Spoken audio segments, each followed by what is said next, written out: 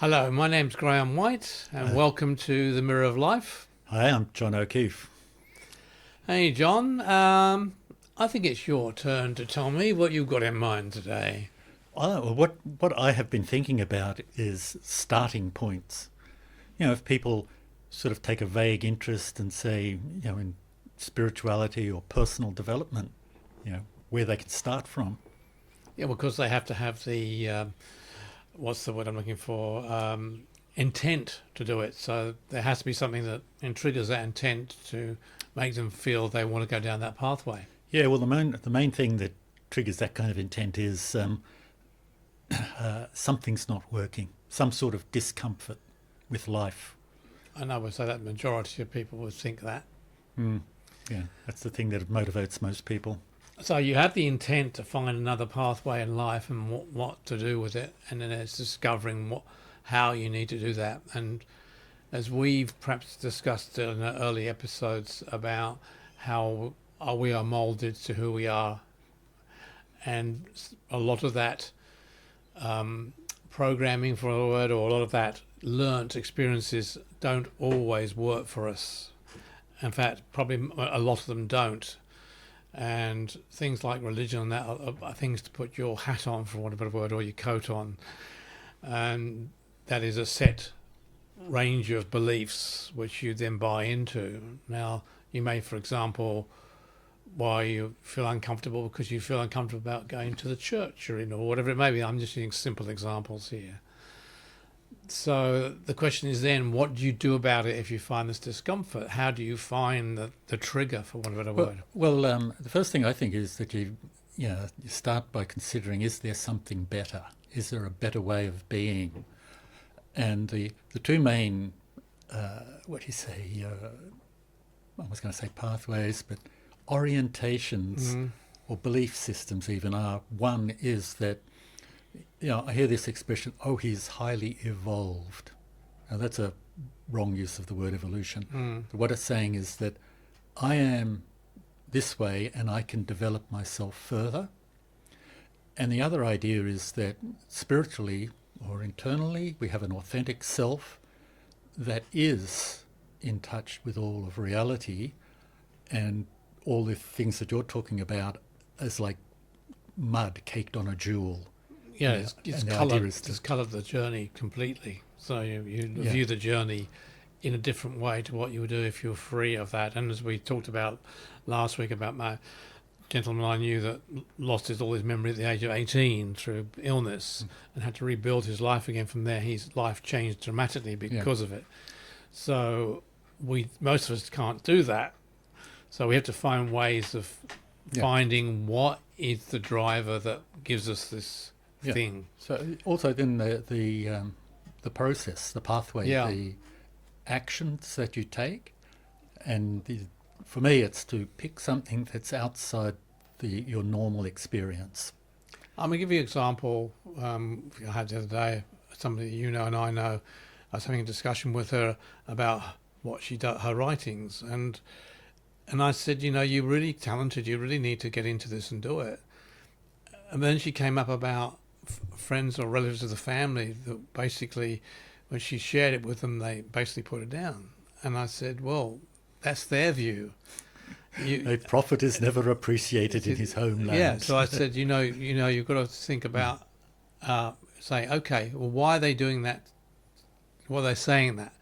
And I said, well, that's probably they're saying it because they can see the talent you may have, so they're jealous of it. I'm just using an example. This also plays out, like we are not independent of our social network. Yeah. And things like, the heroin addicts, they can have a Naxalone, I think it's called. Anyway, they have a treatment where it stops the heroin from having any effect. And they, can get clean of the physical dependence. But in order to maintain that, they have to stay away from their previous social connections. Because if they go back to the social connections, they put the social person on again. Or also, people go into psychotherapy and friends and family sort of going, oh, there's something, you're going crazy. You're a different person. Well, You do not fit in. Because people don't understand that having this psychotherapy is not actually is not changing you as outwardly as a person, but they see because you're going to psychotherapy there must be something wrong with you. Well, no, even that if a person is quiet and shy, Yeah. and then they realise that they can be expressive, Mm-hmm. that can upset the social dynamics. Or they discover that something that was through the process that they found something that was holding them back, so they changed their behaviour pattern. So their friends or relatives don't like that change pattern because they liked you as you were for whatever reason it may be. It might have been so they could have some control, or it could have been it's just something they liked. I don't know. But the bottom line is they then say, "Oh, you're strange today. What's going on for you?" Yeah, well, like a friend of mine who worked in the area of getting people back into work who had had brain injuries. And she said, look, if you go to a new job, it takes 4 to 6 weeks just to get used to being there. Mm-hmm. And it's the same if you change within your social network, your family. If you persist with it for 4 to 6 weeks, they will adjust. Yeah. It's the way we as humans work. Where it's sort of, you can think of it like momentum. They go play along with the same way until they have to change. So again, brings us back to the point: how does one discover what is holding you back? Well, which is really the question you're going to answer for me now. Yes. Well, like I was saying, there are basically 4 different starting points, as I understand it. And the first one, the one that I chose, is about physical health. And I chose yoga as a form of physical development. Because if we're going to be here in this world, we have to have a vehicle to interact with everything. And so once you start doing a physical exercise, what starts to come up is the second pathway, emotion. Because we tend to store a lot of our emotion in our bodies. People with fear will tense their shoulders and so forth. This body-mind, as they call it. And devotion is also, emotion is also devotion in the religious sense, where one devotes oneself to something. And again, the yoga recommendations is do not devote yourself to a person. All humans are flawed. Do not devote yourself to a philosophical belief, because that's written by humans. And so on. And to devote yourself to what's the absolute, to everything. Self at centre. But the emotion thing is the other one, is that, like I said, it gets stored in the body, and when you start stretching out, it makes a difference. So physicality is getting physically fit is an emotion. It's like when you keep on going to the gym, the right hormones start to develop in your system, and you start wanting to go to the gym more because whatever. That in turn affects you in another way, that it perhaps then makes you realise that you're getting fit and whatever, but there's more to you, because it's a process where you are getting better. Yeah. So it's the physical expression of that I'm moving forward. Yeah. Well, then as you said, the emotional issue then comes up through the expression of that physical exercise. Yeah, you feel stronger. Yeah. So physically stronger, and you feel emotionally stronger as well. It's one of the things for people with depression. Movement is very good. It starts to change the way they feel. So, and again, once you find this emotion that comes up, is then a question of then you have to find out what caused that emotion. And I'm making the assumption that it's a negative emotion, not a positive, loving, caring emotion. It's the emotion that affects the way you behave in life. Dealing with the emotion, Yes, that's finding a way of doing that. Yeah. And my guess is there's various ways you can go and see a psychologist, psychiatrist or whatever. or you can go down a spiritual path to deal with that. So there's all these different methodologies. Well, I think they're all relevant. It's just a question of what you use. allow me to point out another starting point, Oh, right, okay. which is intellectual. To study a philosophy. Yeah. And whatever it might be. My bias, of course, is towards the Eastern thoughts. India and China principally. But the intellect can be used as a way to audit your being. It's like when you feel an emotion, start writing. And the path that I recommend, some people recommend describe it in detail. And I think, no, the way that our brain works is that we have we think of as everyday consciousness, and then back in the cerebellum is where we store all the things we do really well, including all of those things that we want to change. And what I started doing was asking the feeling to express. What I would say is, is there something, what is this feeling telling me? And I would write down a sentence, and then I would feel to see if it fit the feeling, and if I'd change the sentence to fit the feeling. And look at what it says. What is this feeling telling me? And then you can go through, is it true? Is something missing from this description? Because it's fishing around for the decision that I made back in the past somewhere. See, for me, meditation has been the key for that. For example, I've learned a technique many years ago about meditating and looking for discomfort in your energy, for where the energy field, looking for where it was, what is it, and then bringing in your conscious thought to that area and trying to look at it, what was causing this discomfort. Yeah. And if we're talking metaphysics here, we're talking about the chakras and the energy that's buried within it, for example. So it's about dragging that energy out and looking at it and saying, well, what has caused me to feel this discomfort? Is it anger? Is it hate, or is it because something that was done to me that I buried it in this particular area of my consciousness, or what is it? And once you open up that gate, and I use that gate, then what you're talking about is something like writing it down. The memory might come up, for example, that may have caused it. Yeah. And I've had various things in my life that have come up because of that. For example, one's own self-esteem. Why didn't I have self-esteem in my younger days? In fact, one of the things I did was, because I didn't have self-esteem, I used to do self-hypnosis to try and change all that. But it doesn't. That self-hypnosis might help me with my mind, but it doesn't actually get rid of that emotion. Well, it's talking to your subconscious mind. Yeah. And what you're saying is the seed belief. Yeah. Isn't touched.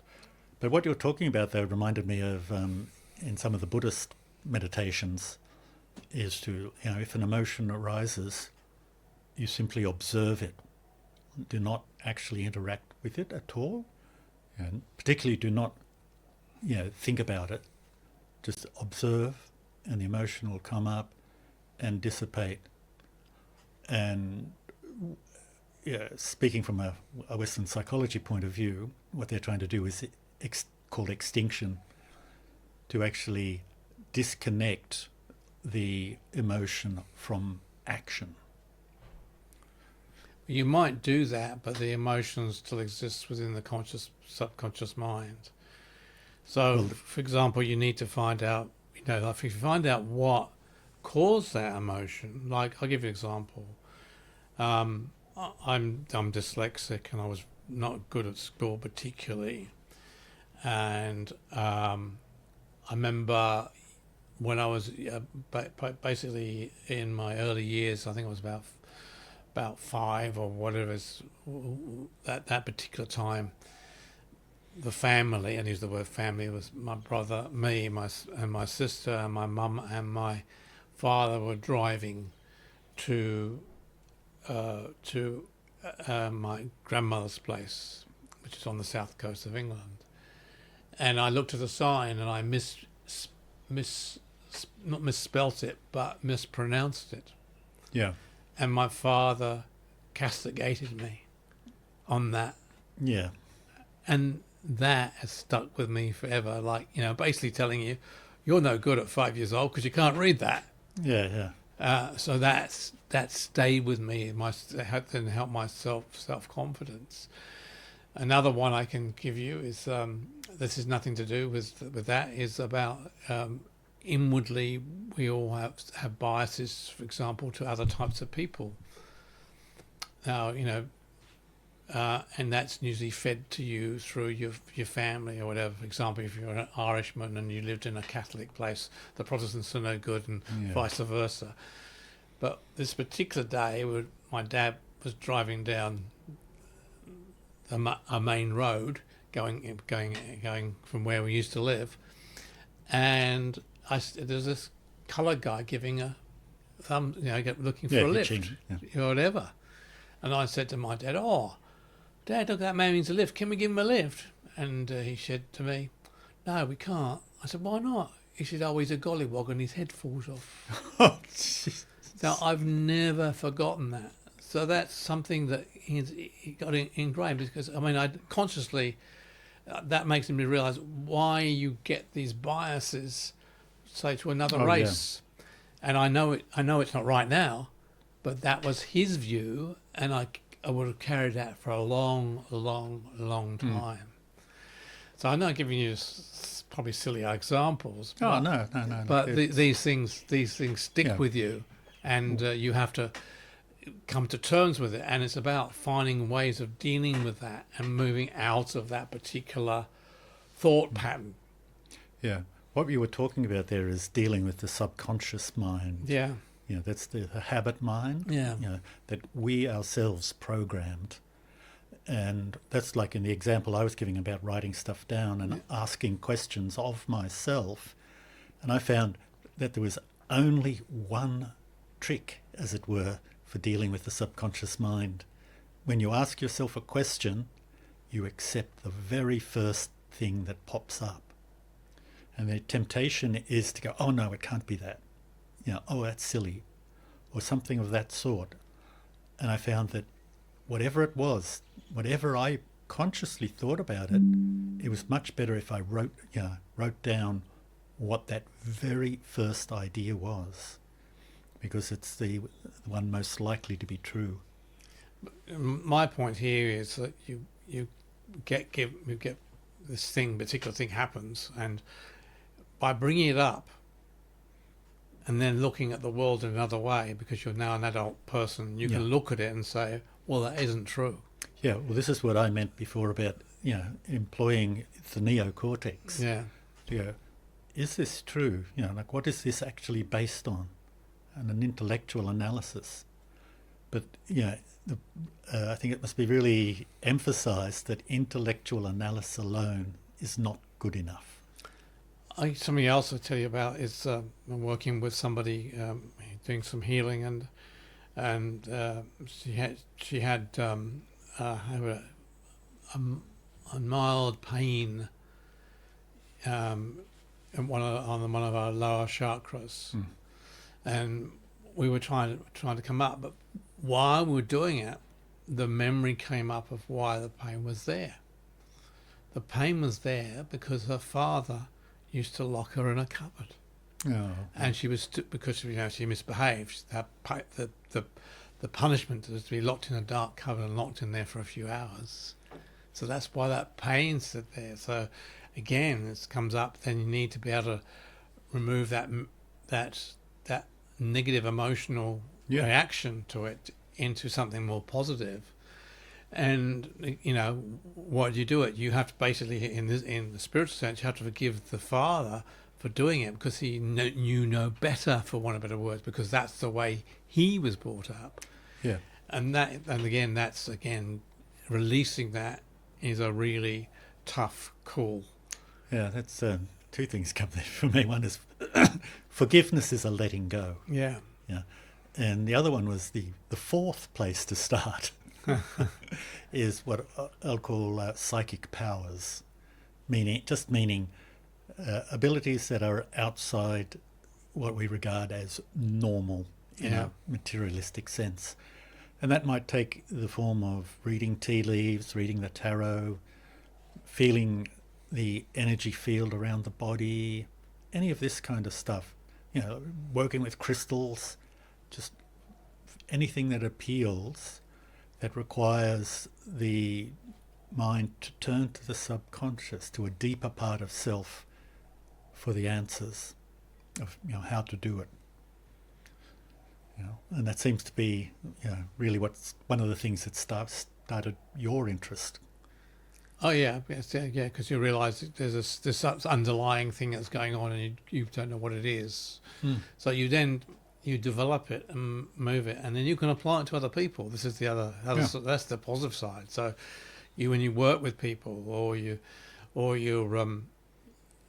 work with people, you can come up with some answers for them where they need to go or what they should do.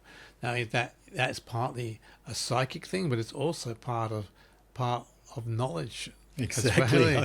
Knowledge you've earned through the years, to enable you, give them some direction, because you have experiences that you can equate with and say, well, this is basically what I did. You don't use those terms, but this is the pathway out of that particular circumstance. Yeah, it becomes, you know, thought and emotion. Yeah, it's emotion. So you're moving emotionally out of that. So you move it by doing that. You're moving the negative emotion out of the body. And of course, the big thing with all that is, of course, is the forgiveness side of it. So you basically, is if somebody, you took it on and they hurt you, like the woman in the cupboard, right? Yeah. She had to forgive her father for that, and that would have been hard to do. So, but bottom line is, the reality is, by forgiving her father, she forgave herself for actually carrying that experience with her for the last 30 years, for example. That actually made me think there's a fifth way to start. Fifth way. Practicing the virtues. Yeah. And by that I mean, like in the yoga, they have truthfulness, you know, satya. And the idea is that by practicing truthfulness, I get to find when I am telling myself lies becomes more apparent. You know, the lies that we believe. And it's the thing, these are the experiences that we've inherited, like you say, the girl in the cupboard and the pain. Yeah.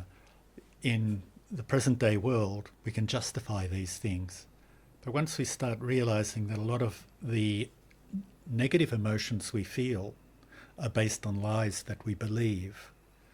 You know, anxiety, for example, is almost always something bad will happen. You know, it's putting fear into the future. Or the other side of things, like religious philosophies, or religious dogma, basically how it affects you. I can give you a story here of my deceased wife. She was very spiritual and the stuff like I was, and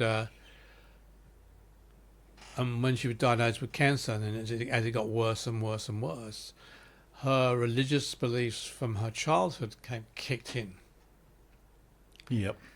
And she ended up back in the Greek Orthodox Church in a suburb of Sydney, spread eagles in front of the saint, asking for forgiveness that she hadn't been to the church. Yeah. And could he heal her because she was, because she'd been a naughty girl, not been to the church to speak to him or the God or whatever it was. Didn't work, of course, but that's beside the point. But the point is, what I'm trying to get at is that is so ingrained into your consciousness. Even if you're into this stuff, sometimes it'll come back and haunt you. Yeah. Well, see, the thing there with that particular example is that, what I mean is, to forgive yourself is way more powerful, I think. Yeah. You know, it's to actually look at the behaviour and go, Yep, I did that, and because I did not know any better. Or the reason at the time you did it for a cumulative of other reasons that you decided that was the best pathway to go on, for example, because you were weighing up the options. So at the time, logically, it seemed the right way to go. But morally, it may not have been that way, and therefore, because you're morally affected by it, that's affected you further down the track and the actions you take. Yeah. Another virtue that it's reminded me, I was sort of running back over the things and like what you're talking about in the yoga is not stealing, stay up. And it only occurred to me quite recently that people are talking about, if somebody gets angry and then they get angry in response, and I thought, I don't really engage with that a lot, very strongly. And it sort of went, oh, I get it. Because when people energetically project anger, we tend to resonate with it. But I've got to the point where I'm largely, oh, that's not mine. It would be stealing to take it as mine. Well, the other reason they generate the anger is so they can actually pull your energy from you. It's about using your energy. Yeah.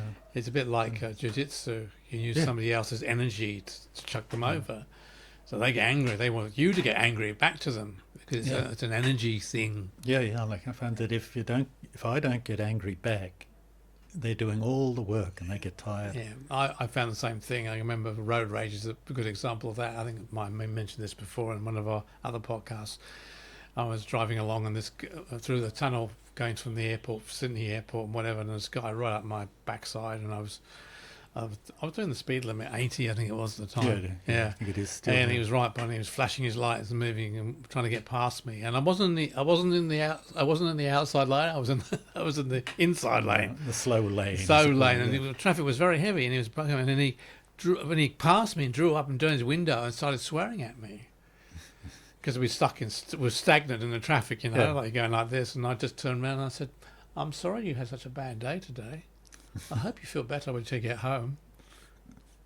And he went, wound up his window and off he went again because he had no reaction. Oh, yeah. So poor man probably took it home to his wife. That's what I was worried about afterwards. I remember my mother would smile and wave at them. Oh, yeah. Yeah, and they just seem to get angry over it. Yeah, because it goes because they get no reaction. They want a reaction. But that's the thing is, we watch our own to watch ourselves. Self-study is largely what it's about. And most people don't do it. And it's having getting the discipline to look at one's behaviour, why they reacted that way. And even looking at somebody else's behaviour, why they're reacting to me that way. Why do I feel awful when they actually come and say this particular thing to me? Yeah. The old pressing the buttons trick. When you get those triggers, that's the time to say, okay, why is that trigger being pressed? And then that's when you're like, what is it? You try. Sorry, I'm bashing the microphone again with my hands. You're trying to find. Then it's about finding what caused that in the first instance. See, so this goes back to what I'm sort of saying is identify the emotion. Mm. What is the emotion actually informing me? So it's both emotional and good old neocortex going, just a minute there. Mm-hmm. What is it I'm hoping to achieve? Are these ideas correct? Do they need to be updated? Or, it's once you recognise the cause, you then can move past it. Yeah. And there are different ways of moving past it. But alternatively decided that bloke needs a punch in the head. Yeah. But being past it, but it's also going past it also means that you need to forgive yourself. Oh, absolutely. For actually being there. Because the words that I heard years ago from some course I did is, you've made these choices for what were good and sufficient reasons at the time. And when I look back and I look at this and I go, yes, in the context of being 7 years old, that was, the reasons I had for making the decision were good and sufficient. It's only from the view of myself now that they look foolish. And I don't need it. Yeah. I can let go of that now. So I reckon that's a good spot to finish. I think you're right there, Graham. I think, yes. So I hope you've enjoyed that. And Yep, so thumbs up, write a comment in the comments, all good. any suggestions of conversations we can have, we always welcome them. Thank Yep. you for listening. Thank you. Goodbye from me. Bye for me.